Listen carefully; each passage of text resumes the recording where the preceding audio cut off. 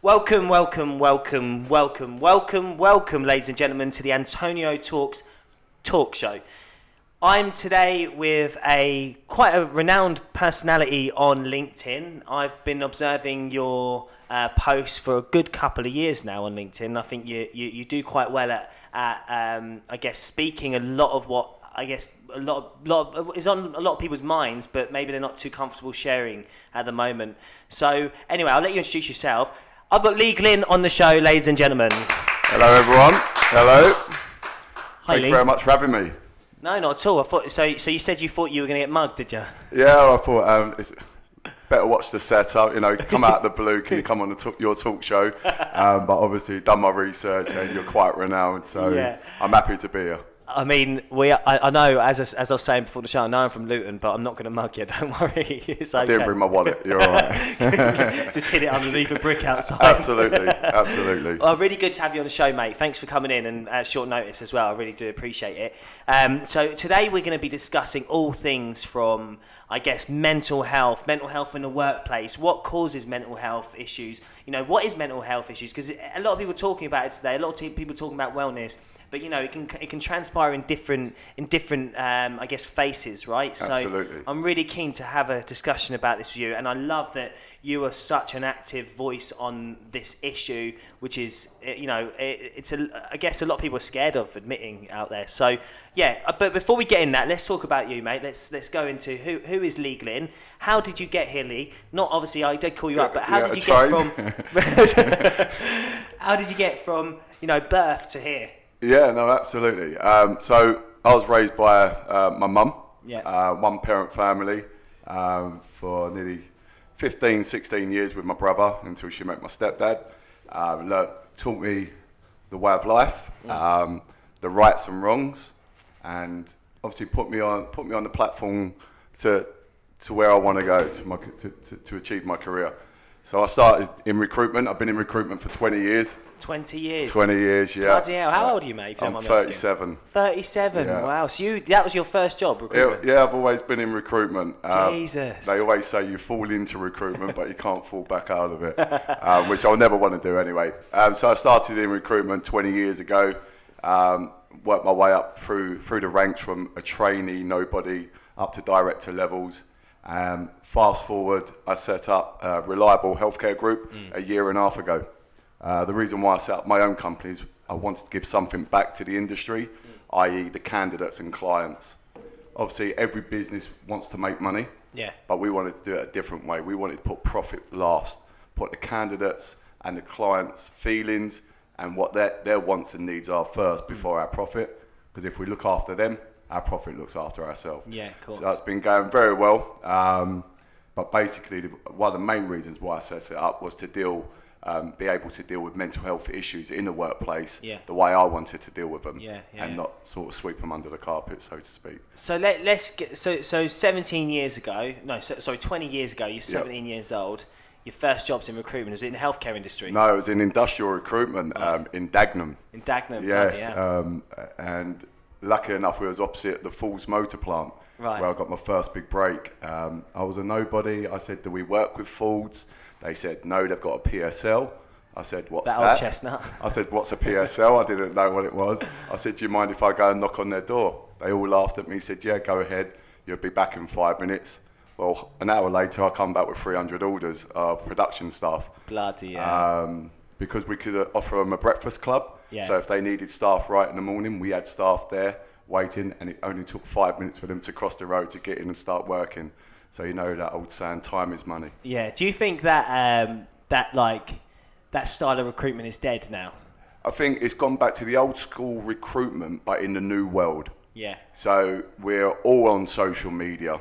So social media plays a big presence within the recruitment world now. If you've only got 3 followers on social media or LinkedIn or Instagram, but you've been going 30 years and turning over 300 million, people don't realise that. So they have a look and say, well, you've only got 3 followers, you can't be no one. Yeah. So they don't follow you. Yeah, so there's a massive perception about if you've got so many millions of viewers, it must mean you're someone in the industry. Yeah, sure. And so these perceptions, let's go into it, because I think it's, social media is prevalent, but there are a lot more. There are a lot more than issues that we have societally today. Than it's just social media maybe plays into. But I want to go into, because I saw a post, and I didn't know this about you. I saw you post a letter maybe a couple of days ago or a week ago. Yeah, a week ago. Yeah. And it was a letter from the police. Was it Essex Police? Essex Police. Essex Police. So go into that, because I mean this is a really interesting story. I want to find out a little bit more about this, because it really touched my heart when I saw that. Yeah. So in 2015, December 2015, I was driving to Tesco's just to get my weekly shop. And I just saw a young lad walking past me on the side of the road with his head down. Didn't think too much of it, went to Tesco's. As I drove back, I have to drive over the A120 bridge, which is above the motorway.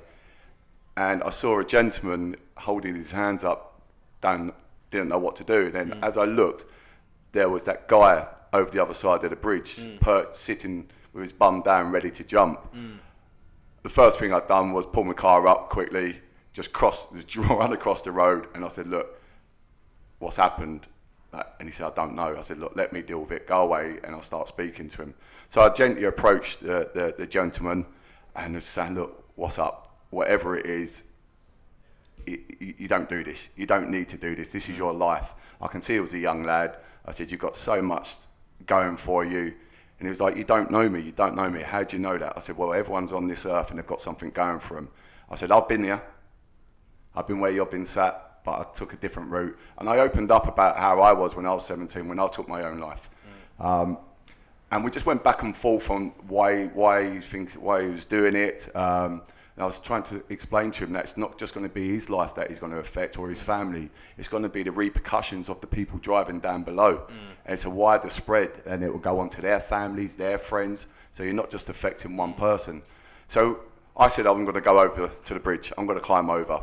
And at that point, there was about 50, 60 people behind me, and the police were there.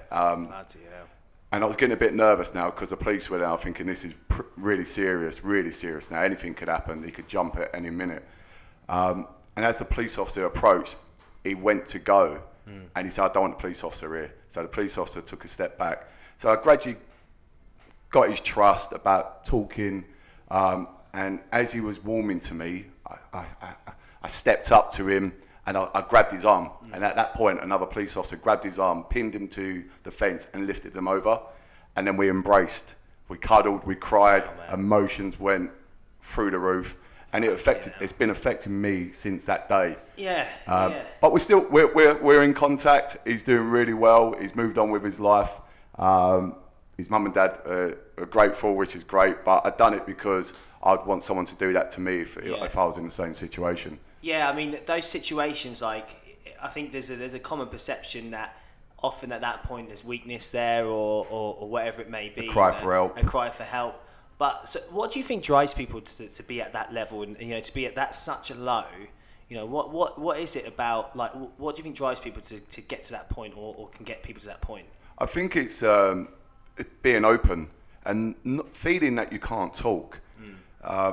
When I was 17, I felt like I couldn't talk to anyone, which was one of the worst mistakes I ever made, because my parents were always going to be there for me. My mum, my stepdad, always going to be there for me. But at that time, you feel like you don't want to put your troubles on anyone else, because you feel like they've got their own troubles and issues. So you don't want to be a burden. So all of a sudden, it builds up inside, and it's like a firework. It will just go off and trigger where you think, this is going to be the end. I'm going to end it right now. So I think it's about people's stigma around the mental health, where people say, well, you haven't got no mental health issues, you're not depressed, you don't suffer from anxiety, and it's like swept under the carpet. So at that point, people realise and think, well, you're right, I don't need to be on this earth if that's how you think about me. So I'm going to do everyone a favour, and I'm going to end my life. So I think people need to be more open about mental health, and especially in the public's perception, because if you're a sports star and you suffer from mental health and you openly admit it, you're going to have the young adults that look up to you, and they think, oh, if that sports star can come out, I'm going to come out. But if someone in the public says it, they've not they don't have anyone looking up to them, so that person won't come out and say, well, if he's got mental health issues, I can speak openly about it. Yeah. So I think we need to be very, very thorough when we're speaking about mental health regarding the public and not just like sports stars or celebrities. And do you think it's like more of an issue around that maybe, like, do you think people feel like mental health issues today more so than they did like 40, 60 years ago? Or do you think they just couldn't speak about it back then? Well, I wasn't born, so I won't be able to tell you. About 37, you had your 3 years on. But I definitely feel there's a bigger picture around mental health now because we have social media. People talk about it a lot more, but we don't resolve it. The NHS have got months and months of waiting lists to see psychiatrists, to deal with issues. You know, if someone tries to take an overdose, they're in the hospital, they're out, they're not put on a plan.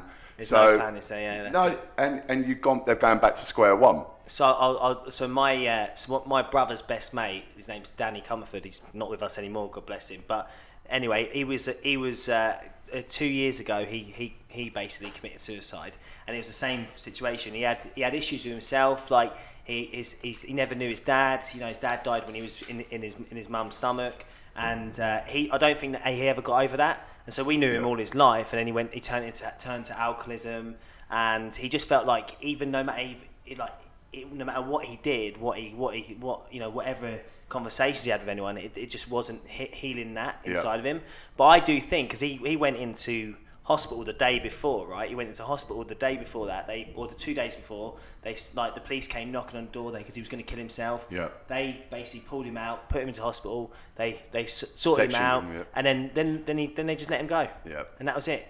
And he was saying to my brother at the time, like, I need to be back in hospital. His missus at the time was saying, I need to be back in hospital. And obviously, you know, I do think that, you know, that maybe alcohol had something to do with it, but he was always toying with it, and it was an issue. But that support system doesn't feel there, does it? It's definitely not there. I've been in the healthcare industry now for about 15, 16 years.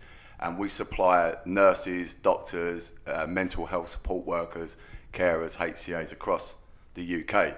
There's such a shortfall of permanent nurses and doctors in the NHS. Yeah. That's why I feel like the support system is not there, because there's not enough staff. Yep, the government, Theresa May's promised 300 billion or 300 million a week to the NHS. It's not been seen. If it was seen, that would be the NHS would be able to employ more permanent staff to help with the shortfall of these appointment times for people to seek mental health help and seek reassurances and get the help they need, i.e. your friend, he could have been put into hospital and had that support from the staff to enable him to get better and move on with his life. So what do you think changed? Like, so when we're kids, right? Like the future seems so bright, doesn't it? Yeah. Like we want to be this, we want to be that, and then all of a sudden something turns in that, or changes in that in-between period of being like an 11-year-old, 10-year-old to being a 16-year-old, or even maybe a 20-year-old. You know, maybe it doesn't matter that, but something changes. What do you think that is that changes? It's 100% peer pressure. When you're 11 years old, you've got no worries in the world. You're at school doing your homework, and all you're worried about is getting grounded by your parents. But when you turn to that 13, 14 in this day and age, my daughter's 10, there's a lot of pressure. Again, what to look like, even at a 10-year-old. Really? Because mental health, children suffer from 4 to 5 years of age. Yeah. What to look like, who your friends are you in the right crowd?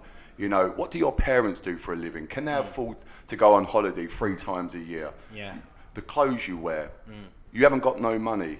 And it's a stigma all around the personal possessions, really.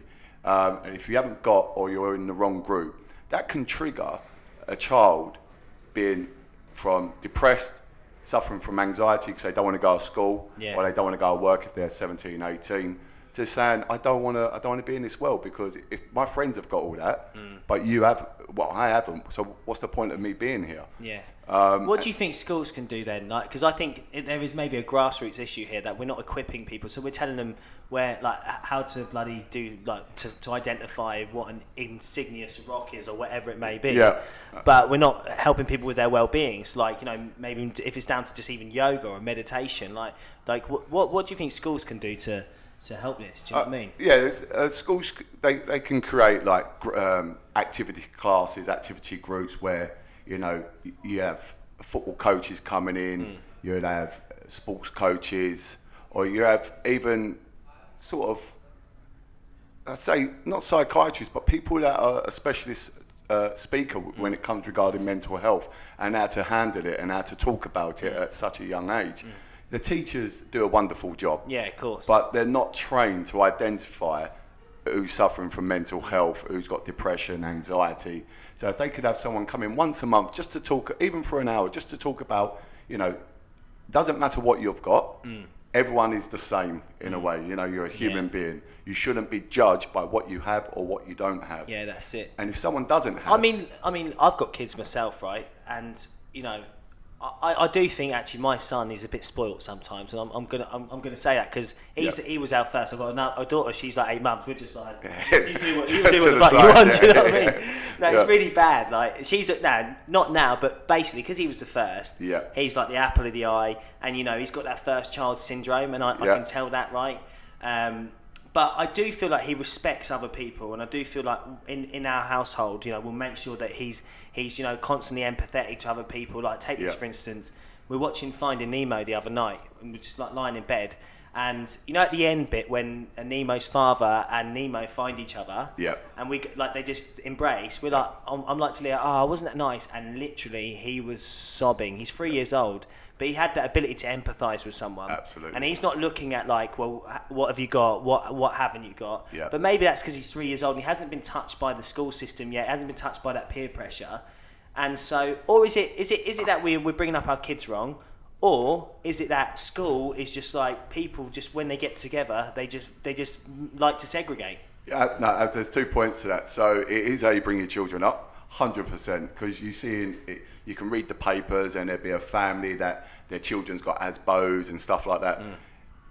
Why would as a parent, why would you let your child go out at 10 o'clock at night if they're only 12 years of age? Yeah. And second of all, you're saying about a 3-year-old being empathetic. My 2-year-old is on YouTube and she can flick through all the videos. She knows what to pick. So they're definitely nowadays, because of the technology and what they can watch on the social on YouTube and stuff, they're more clued up than I was as a 2-year-old. Definitely. Do you think that's a good thing? Personally, I would say yes, because my 10-year-old is top of her class at everything. Yeah. And we put her on iPad. She was watching Mickey Mouse Clubhouse at a young age, where they learnt about shapes, colours, numbers. Yeah. So because it's not a textbook, it doesn't mean they can't learn if they're watching something else. That's a good shout. And if it's visual, and it's gonna there's a song to it, or there's words to it, people take that in more than just reading a textbook. Yeah. So I think it 100% comes down to the parents and what they teach and deliver to their children as they grow up. My 10-year-old would never swear. Yeah. Never ever swear, even if we swear in front of her. But my 2-year-old will go, I'm a little shit. And it's just because she's heard us say it to her. I know. So I'll tell you what. But the thing is, when you with your first kid, you're like, I'm never going to do this. I'm never going to do that. And then when it's like your second one. When the second one, bums up, nappies off. Yeah, exactly. It's not a China doll no more. Exactly, it's just like, But it's definitely parents first. I'll tell you a story. So I remember. So I was out in the garden, and it was this time last year. Actually, I was just cleaning up the buggy and stuff like that because we're going on holiday the next day, and it starts to rain. Leo's only like. He's probably like just almost 2, and he's like he's in the garden with me. I'm just cleaning up the buggy. It starts to rain. He's like, oh, it's starting to rain, and he goes to walk in. He's like, oh, I forgot my car. He's like, fuck's sake. Yeah. Just walks out. He's like a 2-year-old. I know it's really bad, but at the end of the day, like I am a swearer. I do swear, and it's not because I'm swearing at people. No, it's just an expression. Expression. And I think where you're from, like that doesn't matter. And I think that's another thing. Like, it's about, so like, I think I suffer from anxiety myself, and I can always watch the pattern. Do you know what I mean? Like, you can see the pattern when it comes through, and you know it's going to be temporary, but you have to embrace it. Absolutely. And that's for me. Like, I will see the pattern. It's only because I've done like 10 years, 12 years of looking at myself, looking within, feeling within. You know, a lot of spiritual books have helped me get to where I am right now, and that's only because I can deal with my anxiety. I can deal with, you know, the patterns of sadness that come along. Yep. And it's not because I'm amazing at it or anything. I'm gifted. It's because of years of just looking within and not fighting. Do you know what I mean? Not fighting that. Yep.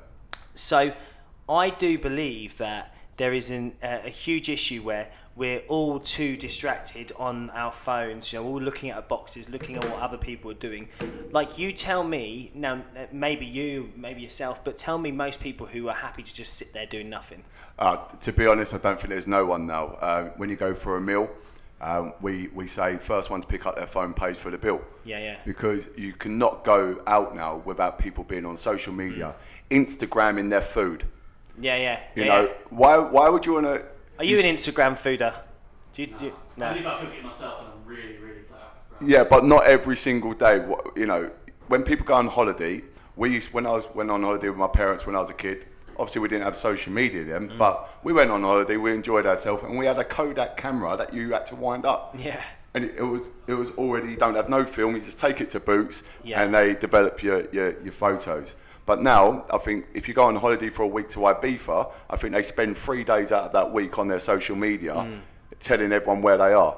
And it doesn't help that they've given you data out there now either, does it? No. Especially, I'm not going to plug a network, but especially if you're on E3 or something like that. But now I've got data out there. I went for a week. So I went for 2 weeks to Cos this year with the family, and I spent a week off my data because I didn't know I had it, and then I reread my text back at from EE, and I reread the text, and I was like, wait, I have data here, so I don't need to and then as soon as I found out, I was on emails, and it actually, honestly, it ruined the holiday, and I do think so. And my missus won't say it. She won't say it ruined the holiday because, you know, she understands I've got to work a lot and work hard because we run a business, right? Yeah. But we're going to Ibiza next month as a family, and I'm leaving my phone at home. Yeah. I'm leaving it at home. I'm not even going to bring it along with me. You need to switch off. Like, for me, it's hard for me to switch off in my business because we're 24 hours a day. Okay. Because obviously... How do you deal with that then? Because that must be quite intense pressure on you and, you know, your family life. Yeah, it is. So my staff are great. You know, they will deal with issues as well. But I feel as the boss that I'm a different boss to other people. I work at the front as well. So if a call goes at 1 a.m, I will answer that call in the morning because that might be a hospital or a care home needing staff. And they've got patients to look after. So it's a massive headache, but as a father, you have to deal with that because you want to provide the best for your children. And if you didn't want to work 24 hours a day or be available 24 hours a day, you had a choice. You don't have to get into this business. No, exactly. You don't need to run a business, right? Exactly. You can just go and work a 9 till 5 job, take your paycheck and go home. But I'm very passionate about what I do, so it doesn't really. So what do you think drives you then? Because obviously, you know, you sound really passionate about what you do. A business owner always has a drive, something. You know, what is it? What is it, Lee? Is it your kids or is it, you know, success? What the fuck? Well, first of all, it's your children. Before I had children, it was success. It was money. Yeah. It was greed. You know, you want that money. You want to buy stuff nice. You want a comfortable life. But as soon as my children come into this world, well, Alyssa 10 years ago, and then Amalia nearly 3 years ago, it's just to provide for them the best you can. Not being spoiled as in, Daddy, can I have? Yes, you can. You can have anything you want, princess. They've got to know the value of that money, you know, where it comes from. You've got to work hard for it. So they do chores. Yeah. You know, they do, if they do their homework well and they get good grades, you know, you get treated. But definitely my children first. Then to provide a fantastic service to my clients and my candidates. That's what drives me. You know, wake up in the morning and going, right, what have we got on the agenda today? Right, we need to service this client. And we need to do it now. Yeah. And you know, it's a buzz. You know, don't drink, don't do drugs, don't smoke. So that's my buzz. So why don't you drink? Well, I used to play football. I still try to play football now. But I just feel like I can be funny or be annoying without drinking. Yeah. And my real dad, Didn't really want to give him a shout out, but my real dad used to own pubs, and I used to have to go and stay with him when I was little. So it had a bit of an adverse effect on you. Absolutely, yeah. And it reminds me of him in a way, and not a lot of people know that because he owns a pub, and that's the reason why I don't drink. So most probably it's an exclusive. I'm telling people that. So that's the reason why I don't really drink. Smoking, my parents used to, my mum and stepdad used to smoke when I lived there, and I'd come down to a cloud of ash and stuff, and it's you smell, you know. I think I was about 1% of the population that was happy when the smoking ban came in. I tell you what though, this is now, I'm going to give an exclusive now as well, now that you've done that. I remember, because obviously I was brought up by a single mum too, and I remember, you know, if I didn't smell smoke when I woke up in the morning, I was a bit sad, because my mum wasn't in. This is the God's honest truth, right? So I remember, and I used to enjoy the smell of smoke, because I'd know that my mum's in. How bad is that? My mum's a lovely woman, like, don't get me wrong, she's a fucking lovely woman, you know what I mean? But I remember that, right? So that's you just brought something it's memories, isn't it? It's memories of your child life. Sometimes I'll get a smell of a scent and think, that back then when I was at nursery, I can remember that, and it is. But no, I just feel like, you know, each to their own if they want to drink. So do you go out? Like, do you go to pubs then, or do you? I go to pubs. I go to restaurants. I won't go nightclubbing because I'm too old for that. You know, I leave that. Now imagine you in a nightclub. I'll last about till. Imagine me in a nightclub at this age. You're all right for Gerbs. How old are you, Gerbs? I'm 29. He's near the barrier now, isn't he? I see. Gerbs is like a month older than me. Yeah. I see Gerbs as like younger. Younger, I don't know why. He looks about 19, 20. Do you know what I mean? Which is great. You know, which is great. But no, I'll be home by 10 o'clock. Yeah. So let's go back to it. So, you know, do you think like society puts a strain on people then? Obviously you're talking earlier on around, you know, you've got to have the latest phone, the latest this, you know, especially at a children level.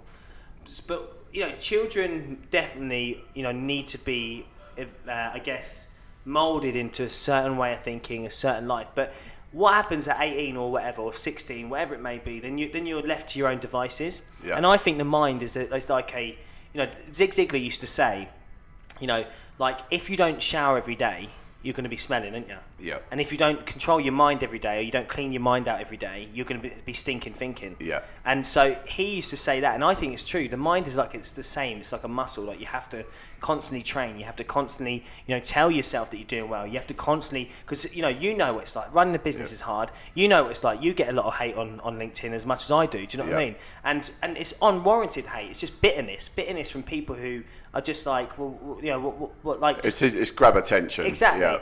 And so I feel like the hate always feeds in more than the positive stuff does. Absolutely. So there'll be like 10 people saying this is a great post. One person will come along saying, you know, whatever What's it the may point? be. Yeah, why are you doing it? But then all of a sudden, I will feel that more than 7, 8 people. Negativity sticks more than positivity. When you're a child, it can be controlled by parents. Yeah.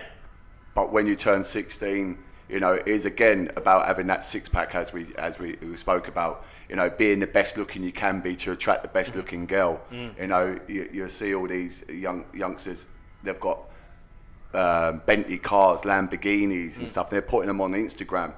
Sometimes it's not theirs. Sometimes it's just hired. Yeah. But the person looking at that doesn't think, I need that. Yeah. I need that. How can I get that? If they can get it, why can't I? Anyone can achieve anything if you put your mind to it. You know, if you want to be a millionaire, billionaire, you can achieve it, because if Elon Musk achieved it, someone else can achieve it. Bill Gates achieved it, someone else can achieve it. So anyone can achieve it. You need to work hard to get there. So nothing's going to come to you for nothing. But don't look at social media and think they've got the best life possible. Because the thing is, don't even look at anyone, even if you think they've got a bad life or you think they're a prick.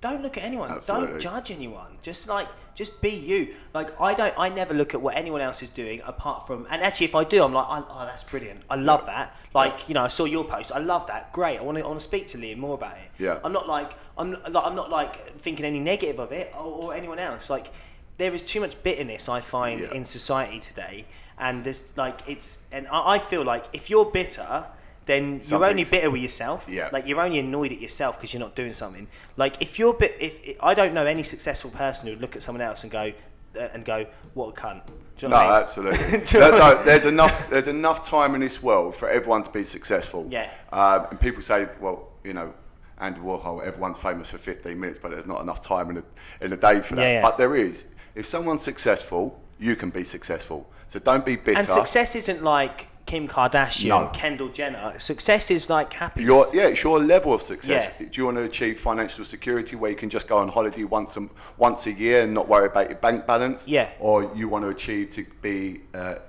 aspire to be a journalist? Yeah. You go to uni, you be a journalist. It doesn't have to be monetary to be successful.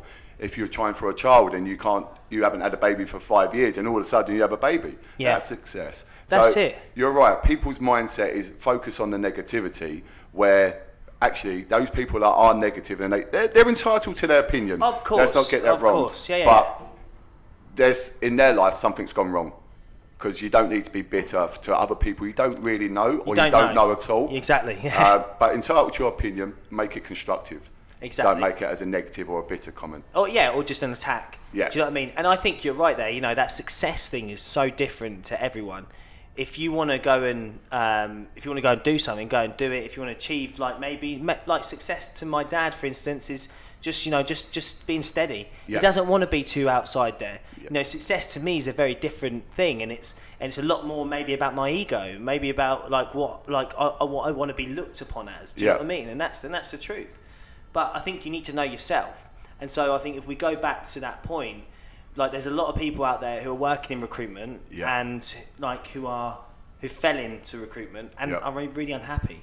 There's a lot of people who are working in, say Harrods or working in Tesco's, and they're not living their life purpose. Yeah. So they're maybe that's why they're bitter, or maybe that's why they are getting anxiety or depression, or they hate their job.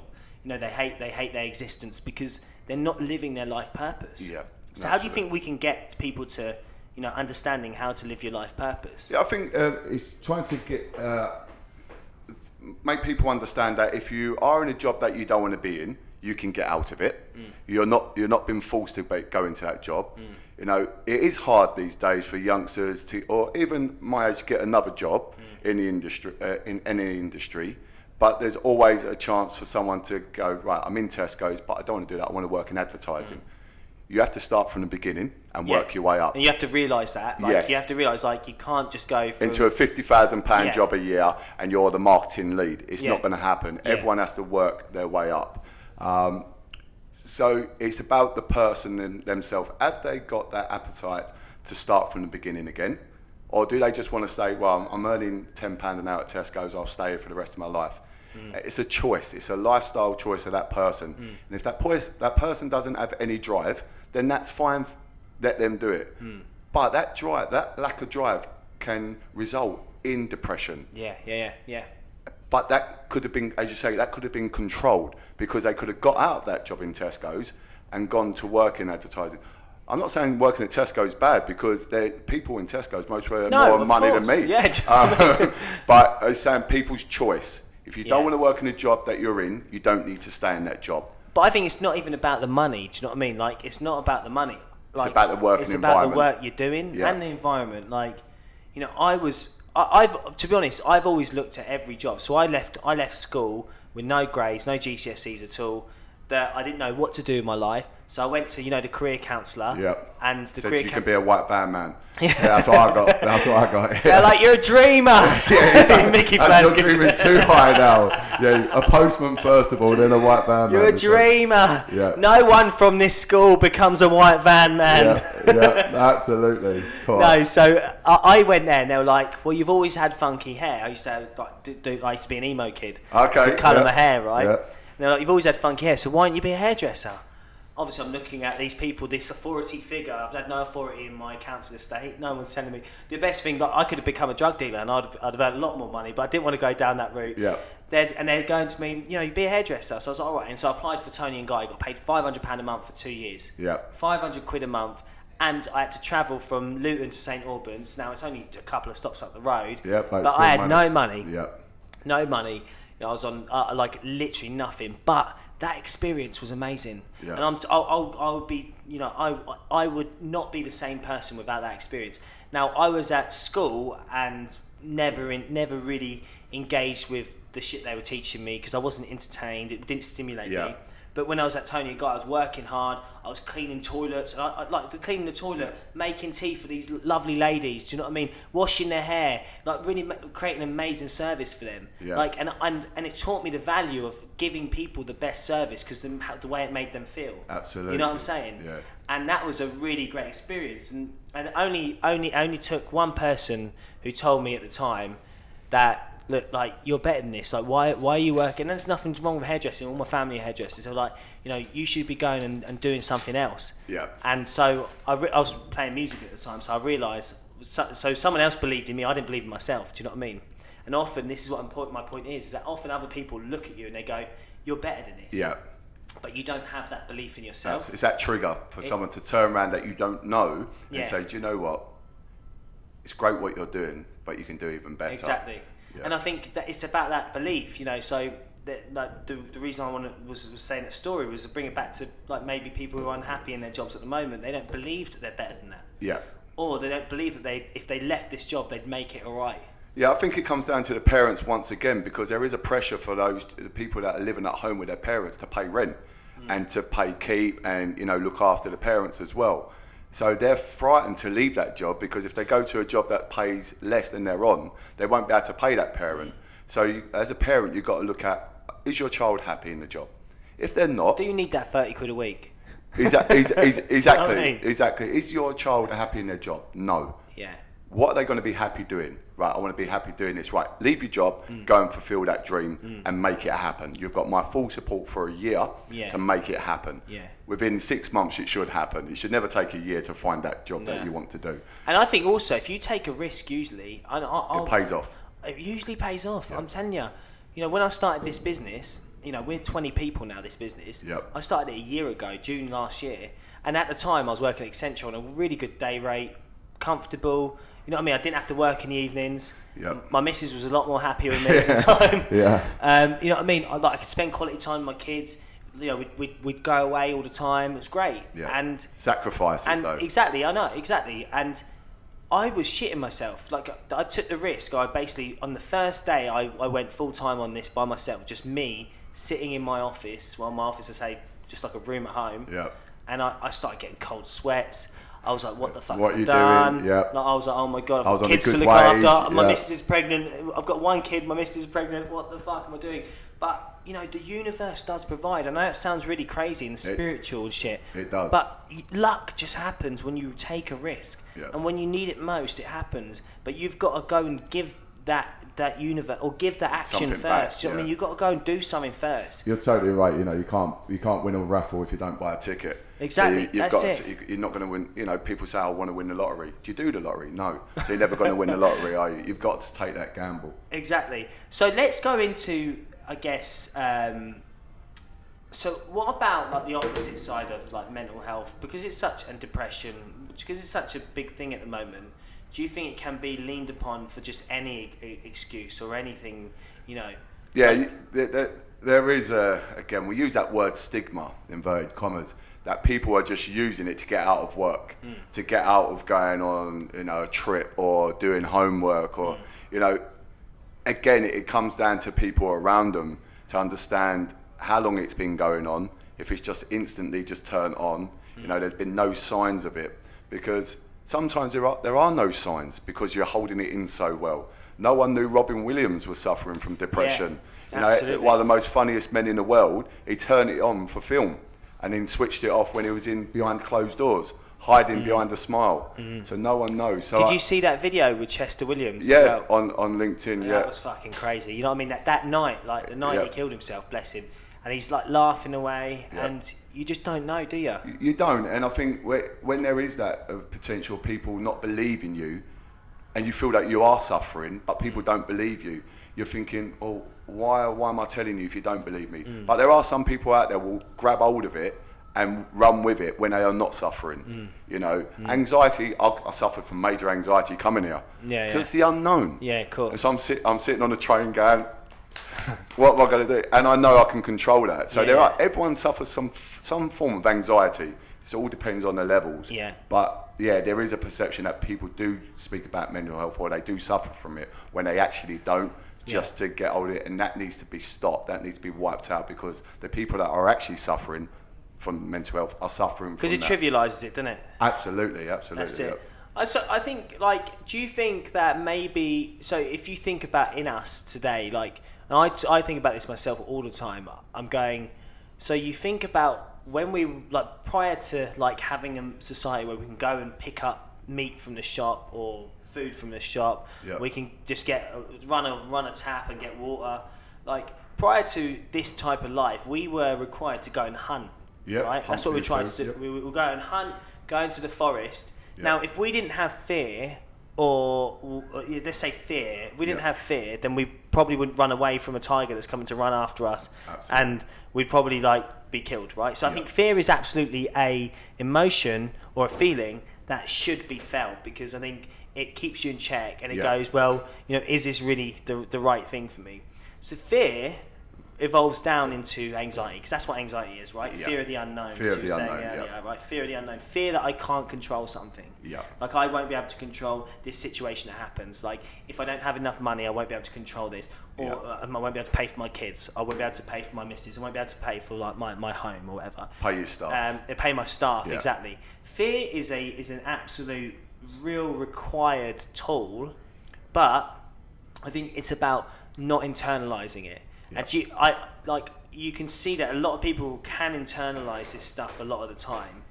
And so what do you think is the best tool? And because obviously you're saying you can control it. So how do you control it? Like, what do you do? Yeah, so basic techniques, first of all. If you feel that you are going to, you're sweating, your sweaty palms, you're breathing heavily, count to 10. You know, inside your head, not outside, because people will look at you and go, what's he got on him? Has he got, you know, are we going to get off? But count to 10, deep breaths, making sure you're composed. Another thing that I do is I try to at least get an hour and a half, 2 hours a week in the gym, just to burn the stress off, where no one is going to make a preconception. How much is that gym important to you? Like, and how much does it help? Well, you can't tell that I go to the gym. You can't tell. Bloody hell. Biggest understatement. It's so important, because you're breaking up your work life and your even social life, because you're not going to the gym sometimes to social life. You're going to the gym to work out, to forget about all your troubles, because you're thinking, can I go and do 27.5k dumbbell or do I do a 25? So your mindset is completely changed on what you want to do. It's achievement as well, isn't it? Achievement, personal goals. Yeah. So going to the gym, I play football on a Saturday and I train as well. So again, an hour and a half just to forget about everything and just concentrate on one thing. So if you try to concentrate on one thing, it rationalizes your anxiety, because anxiety where you're thinking about other things as well. Like, again, I ain't got no money in the bank. How am I meant to pay to get to work tomorrow? Yeah. I can't get to work tomorrow. So if I can't get to work tomorrow, I can't get there the next day because I'm not earning money. And speaking about it. Yeah, I was going to say 100%. I think that's the top one. Do not hide or shy away from the fact that you're suffering from anxiety. Speak to your loved one. Speak to your parents or your friends. But what I do on LinkedIn as well, I message, or I say on LinkedIn, if you need to speak to a stranger or just put it on paper and send me a message, I'll reply back to you. And that works as well. The amount of messages I've had from people on LinkedIn where they've said, look, I do suffer from anxiety and depression. This is what's happened. And they've gone into detail on why.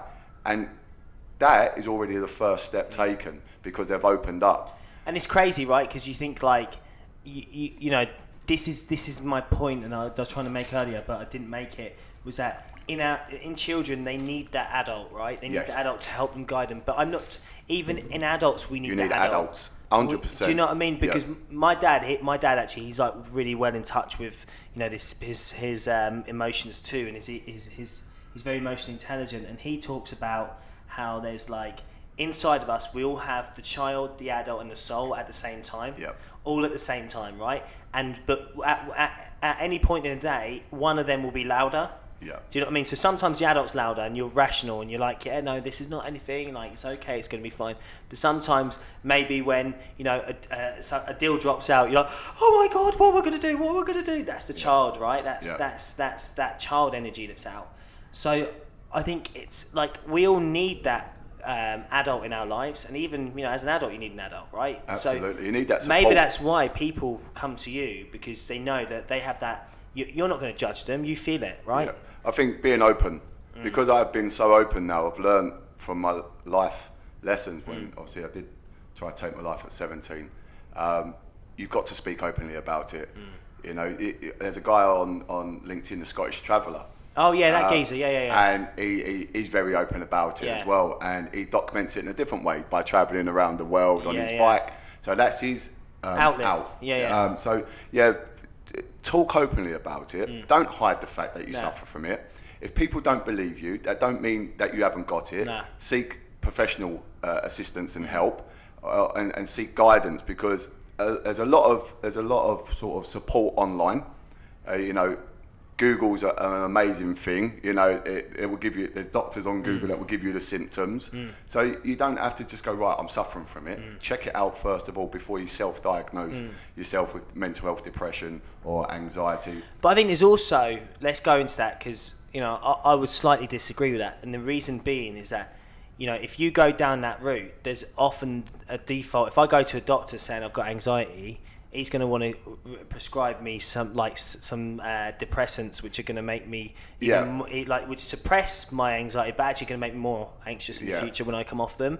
So I actually think that, like, we do this thing on Mondays now called Muji Monday, and I don't know if you know Muji.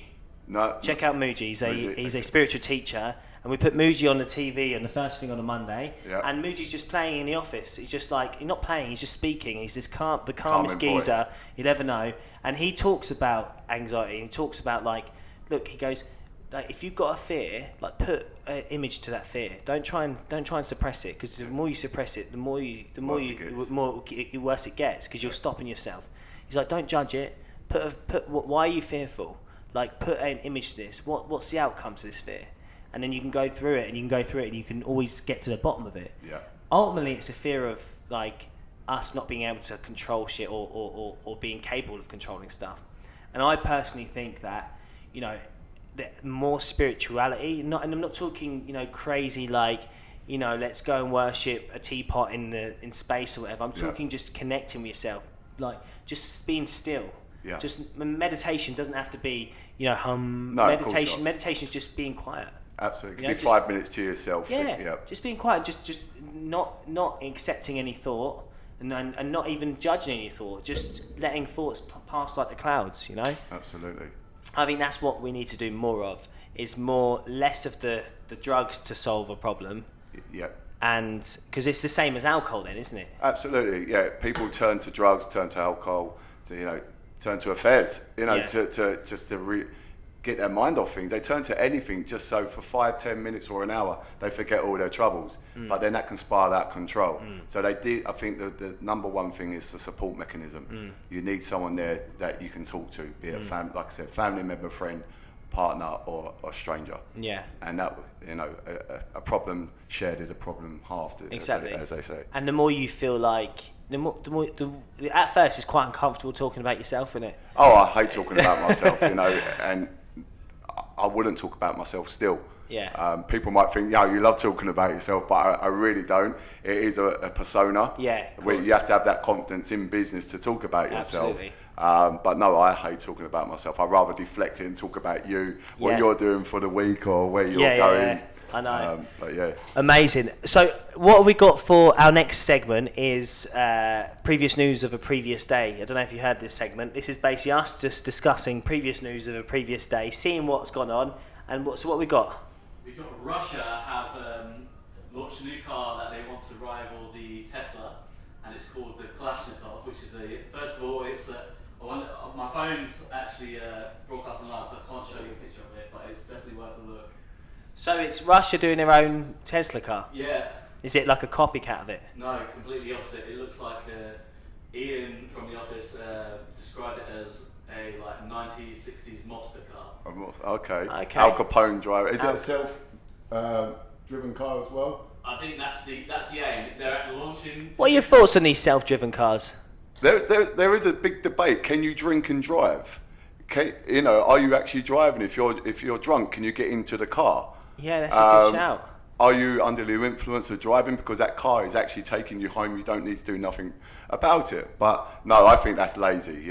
I do drive an automatic. But I have got the shift paddle. So sometimes when I'm feeling a bit adventurous, I'll put the shift paddles on. But no, I don't think this world. Yeah, when we used to watch Back to the Future. Michael J. Fox with his hoverboard and his jacket and his trainers. Wow. I'm gutted we haven't got there yet. Do you know what I mean? thought we'd have got there by now. But I know we've seen Nike do those trainers, those that lace themselves up, but I'm a bit gutted that we haven't gotten there yet, where we've got hoverboards.